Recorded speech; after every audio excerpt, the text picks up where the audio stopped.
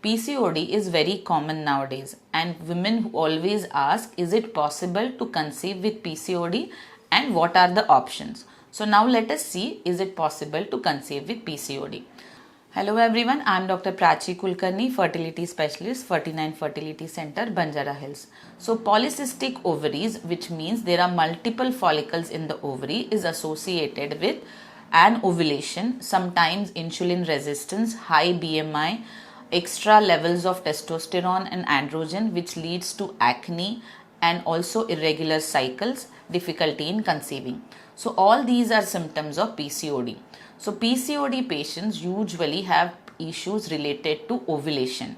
If the eggs are not developing naturally, so when a PCOD patient comes for treatment, what we do is after initial evaluation, her AMH level, antral follicle count, her BMI and age, we give them options. If somebody is older, married for longer time, they may require to directly go for fertility treatments. Younger women who have not tried for more than 1 year, these women can also consider options of ovulation induction with timed intercourse.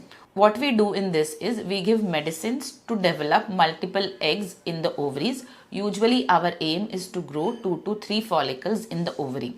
Once the eggs are ready, we give trigger injection to start the process of egg release. And we also advise the patient to have regular intercourse once the egg size crosses 16 mm, if possible every alternate day.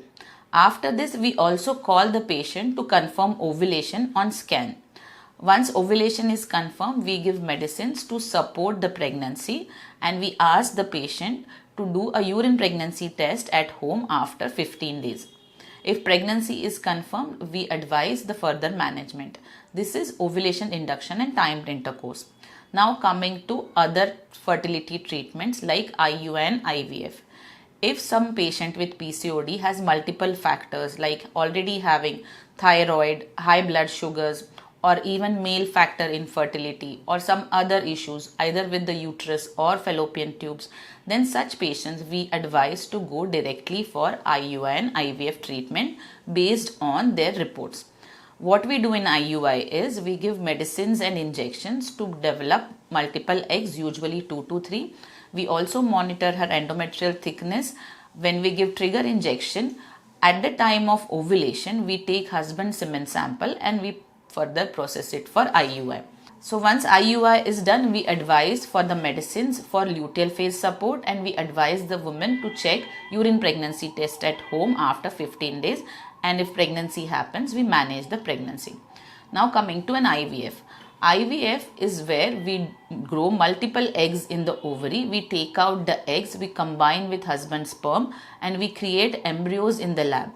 We allow the embryos to develop for 5 to 6 days in the lab. Then we freeze the embryos.